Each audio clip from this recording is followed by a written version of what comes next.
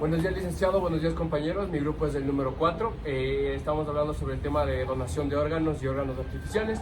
El grupo está conformado por el líder del proyecto, que es el señor Andy Urbales. Buenos días. El diseñador y creativo, mi persona, Fernando Parra.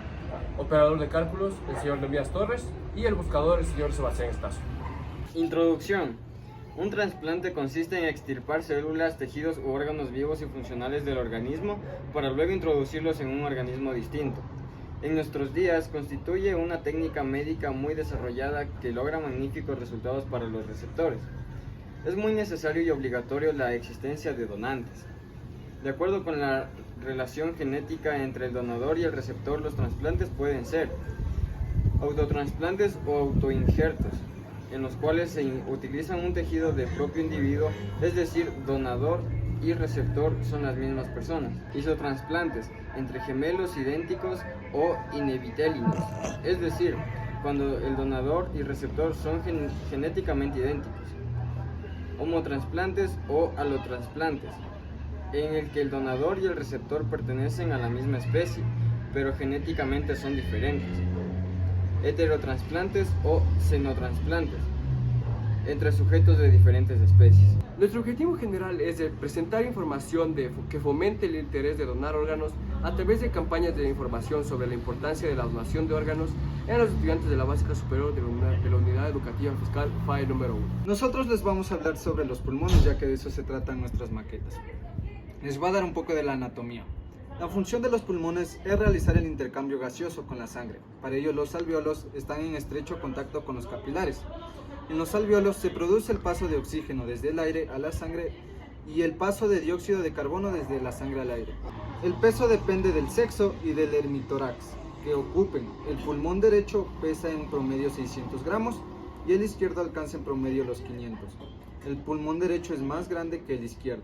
Las mujeres suelen tener alrededor del 20 a 25% más baja la capacidad pulmonar debido al menor tamaño de la caja torácica. Gracias.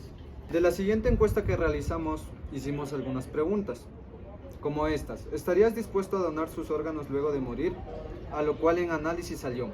Con respecto a la pregunta acerca de la donación de órganos, un 97,4% está en acuerdo a la donación de órganos, mientras el 2,6% está en desacuerdo y contestaron que no, mientras que no hubo porcentaje que no respondió. Otra pregunta que llamó bastante la atención fue: ¿donaría en vida de sus órganos para un familiar que requeriría un trasplante?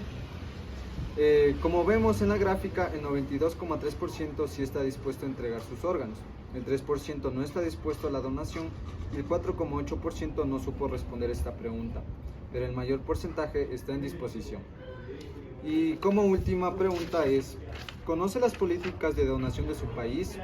A lo cual, revisando esta pregunta que dice si se conoce la política de donación del país acerca de la donación de órganos, el 71,8% desconoce estas leyes, el 25,6% sí sabe acerca de las políticas y el 2,6% no sabe responder esta pregunta.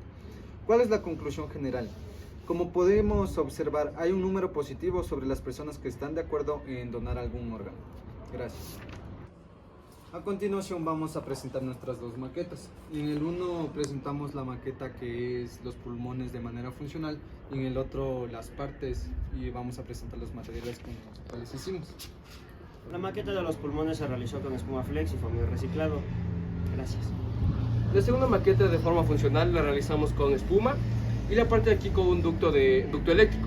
Y la parte de aquí está conectada a una manguera, la cual está adentro con un globo, al cual al soplar hace la forma de cómo es la respiración en los pulmones, y esto demuestra la parte de las costillas. Para terminar nuestro video vamos a dar las conclusiones de nuestro proyecto, que es la importancia de realizar este tipo de proyectos y de educación sobre la información de donantes de nuestro país y las políticas que tienen estos aquí. ¿Cuáles serían las recomendaciones? Por ley, todos los ciudadanos ecuatorianos y extranjeros residentes legales, al cumplir la mayoría de edad, somos donantes, a menos que expresemos lo contrario al momento de obtener la cédula de identidad. También conversar con tu familia sobre tu decisión de salvar vidas, si les parece bien o lo correcto. Muchas gracias.